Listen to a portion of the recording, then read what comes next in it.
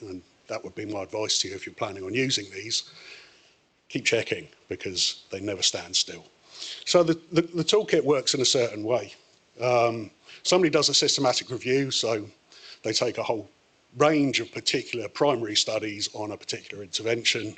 They hopefully carry out a meta-analysis, which means they take the effect of those individual studies, lump them all together to give an overall effect, so whether the intervention works or not. We will take the systematic review, we will synthesize it, and we will add it to the toolkit.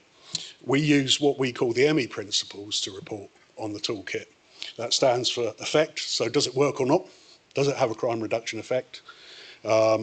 Mechanisms, so what it is that actually causes the effect that we're seeing, what is that underlying mechanism?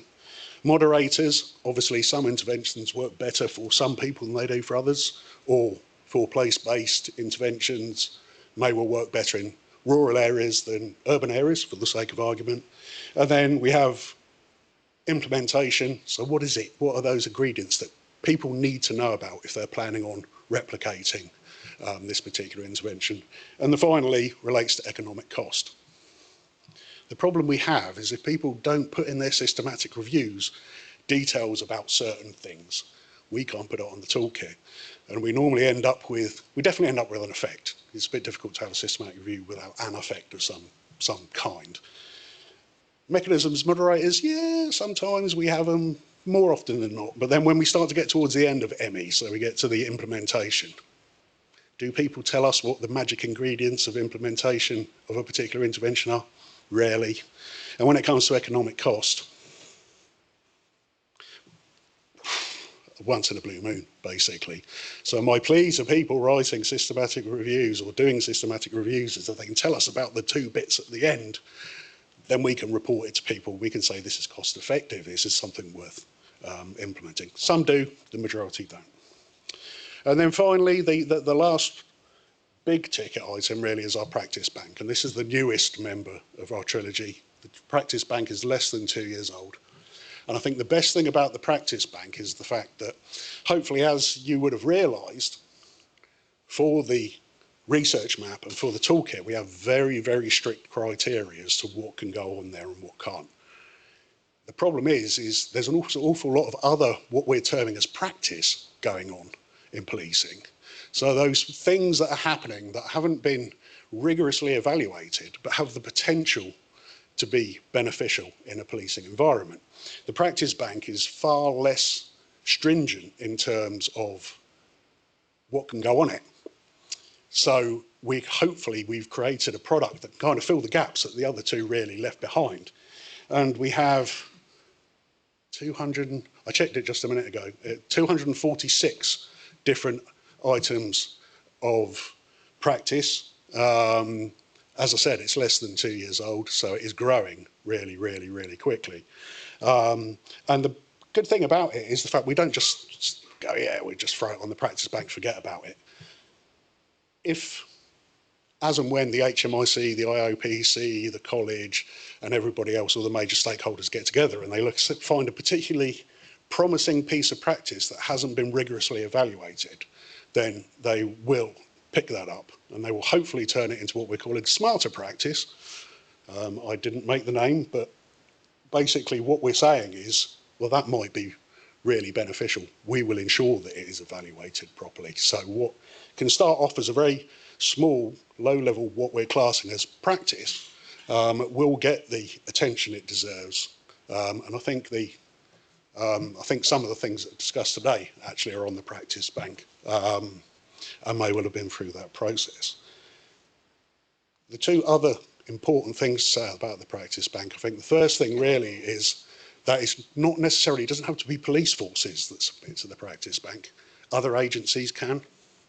We have very few, I think there's kind of a light sprinkling of other agencies other than police forces that submit to the practice bank, so there is an open plea for people to do it. You just go to the practice bank, you click on the add my practice and it will take you to a form. It's really not particularly complicated. And I think the second thing really is that people can also submit practice that has been shown not to work. Would anybody like to hazard a guess out of the over 220 practice examples we've got, how many of them have been classified or submitted as this has been shown not to work? Correct. And I think this comes back very much to a point that we were discussing earlier on about us being quick to talk about things that have been shown to work, but being far slower about saying, well, actually, we've tried this, and based on our evaluation, it doesn't appear to be beneficial. In my somewhat biased opinion, actually, things that have been shown not to work are as, if not more important, as things that have been shown to work, because people need to know where they're going to put their resources. And if you have a piece of practice that has been shown not to work and a similar piece of practice that has been shown to be beneficial, then at least you have a decision to make. Without any of that information, it makes it really tricky for us to draw that particular distinction. So just a few final other knowledge sharing products we have. We have Going Equipped. I know that Going Equipped was mentioned. I did a very small silent internal cheer when Going Equipped was mentioned.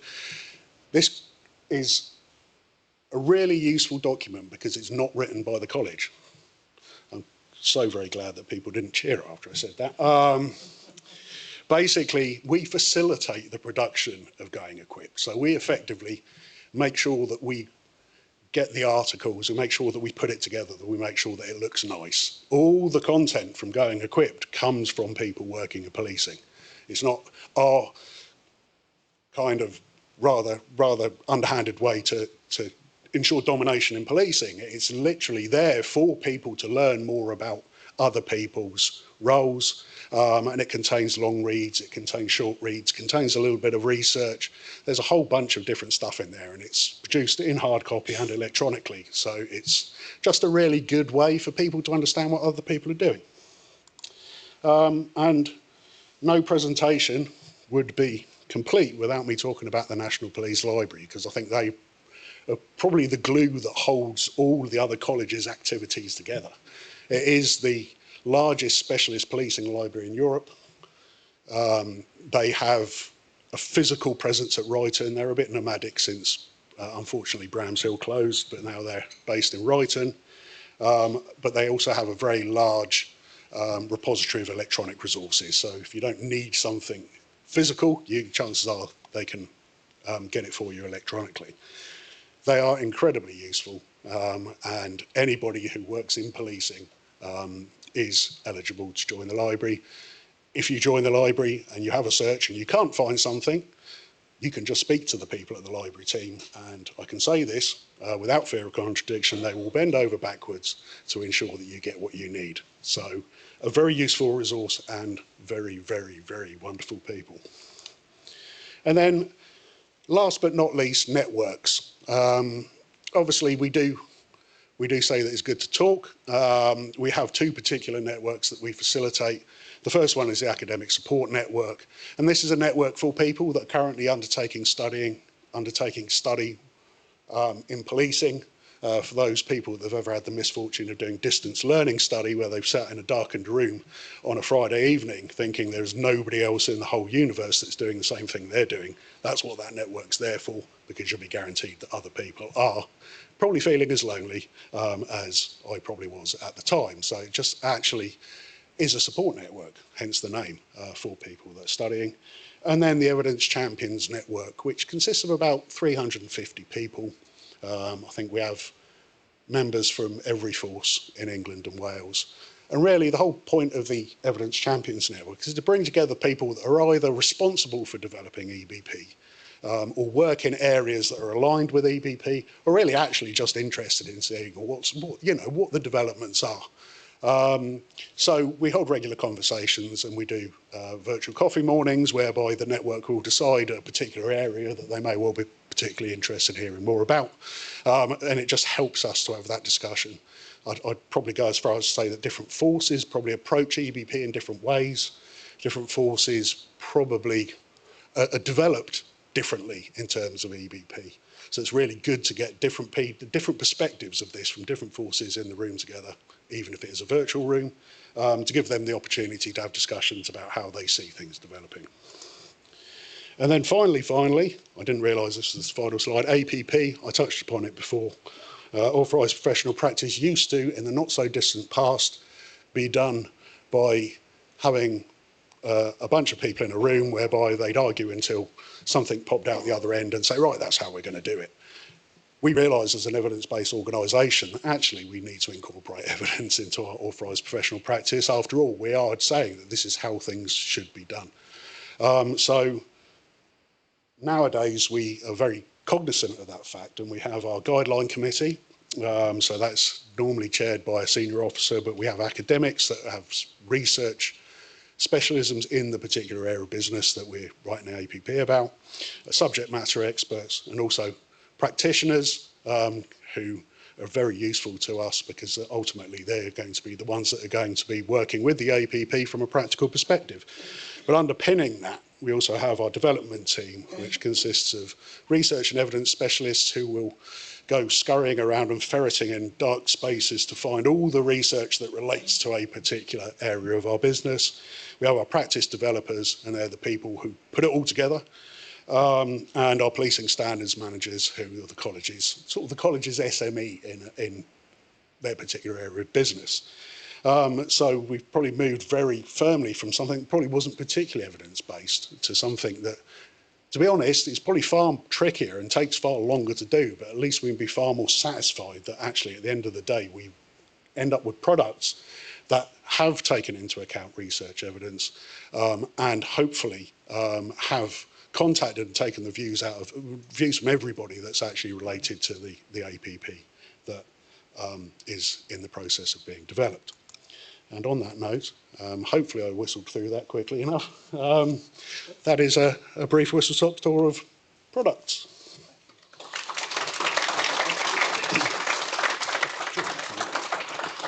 Leave it in. Thank you, Rob. And I was going to, I don't want to embarrass people, but are there any of the evidence sort of based champions in the room? Are people signed up to it? Yes. I'm so glad, Rhiannon, you put your hand up. I'd have been disappointed if not. Great. So we've got about 10 minutes before we were scheduled to close. But I want to give you an opportunity further to ask questions of our panellists here. So are there any questions? Please put your hands up. Raise your hand if you want to ask a specific question of Steve or Rob. I don't think there's anything online currently. No? Yes, Nicola. Do you want to wait for the mic, Chris? Diolch.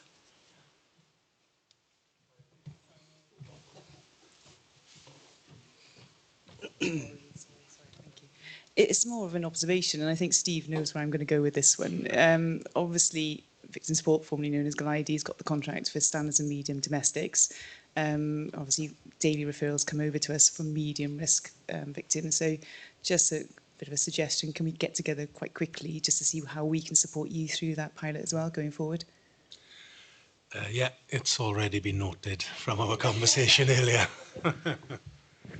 Yeah, one of the benefits of conference is that you can have a networking opportunity. And one thing in relation to any subject matter, I guess, but if in this instance we talk about domestic abuse, you know, there are roles and responsibilities that various individuals have at various levels, and the assessments undertaken, which themselves are dynamic, as we all know, over time. But what we've got to try and ensure is that we dovetail that activity, is that we're aware of who's doing what, where and when, and that there is some synergy to that, I would suggest, as opposed to potentially the opposite of that synergy would be to undermine the work of other people, and that's not the intentions with the pilot that's been rolled out across the force, is to add that further weight of, as Steve articulated really, how can neighbourhood policing and prevention teams support in the force endeavour around domestic abuse. So I'm glad that you've had that conversation. Yes, there are many witnesses. There isn't a question online. So does anybody else want to raise their hand? Yes. So we've got two. We go to whoever gets there first, shall I say. Come on, there's a race. Oh, my money's on Lauren getting yes. It's just a very quick question. The research map, is that force research or is that academia research, where the locations are? Oh, there's a question. I was looking at it and my mind's gone blank. I think it's done by academic institution.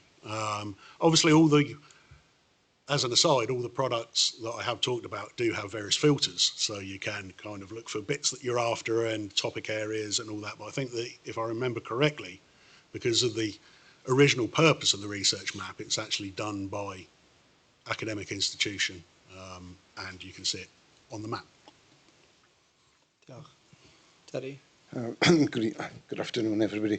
It's for Steve. It is feedback from the Tisha team in Llanelli to say that since this has been introduced, the NPT team in Llanelli and Tisha is second to none, and I'd like to say thank you for that. Diolch, Terry. Thank you. Nothing online? Anything else in the audience, from the audience? No hands going up? 6 minutes. Am I going to fill 6 minutes? Well, I'm not sure how to take that reaction, actually. What I'm going to do is sincerely thank yet again the speakers today and the interactions that we've had. The feedback that I've had in the very, few interactions I've had, but I'm going to be debriefing my team in relation to today's event, is fantastic. In terms of the topic that we selected this year, as I said in the outset, this is the 9th annual St David's Day conference here at Police Headquarters, Carmarthen. If there are suggestions for how we can improve it, feel free to communicate that with us, because we're always happy to try and improve the event and make it a success, which I think it has been, but of course I'm very, very biased.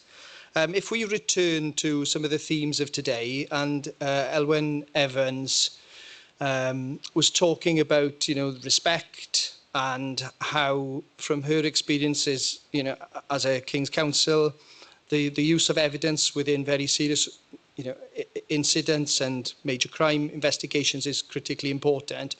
All the way through our speakers and the way in which we've sought to take the topic of evidence-based policing as a practice within Dyfed-Powys Police, and I was reminded that actually it's littered within the Police and Crime Plan, which I will once again cite to everybody. I think there are copies that are distributed around the room on the tables.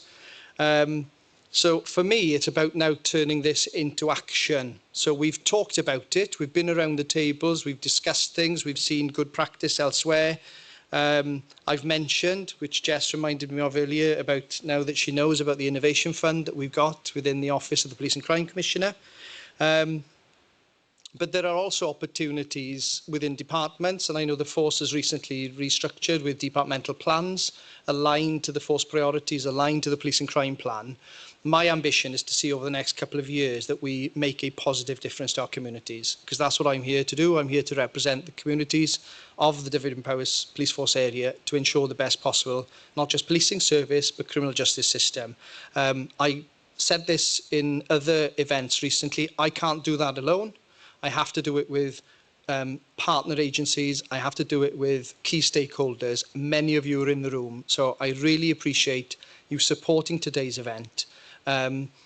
It's been a really nice day today, hasn't it? And it's got quite hot in the room.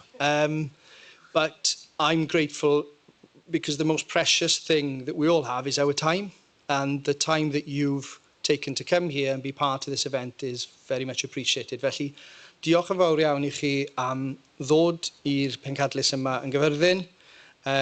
Beth I ni falle just ail ategu'r geiriau nath Elwen Evans defnyddio ar y dachrau, sef fel oedd Dewi Sant yn gweud, cadwch y ffydd a gwnewch y pethau bychan. Diolch yn fawr iawn I chi gyd. Thank you very much. Diolch.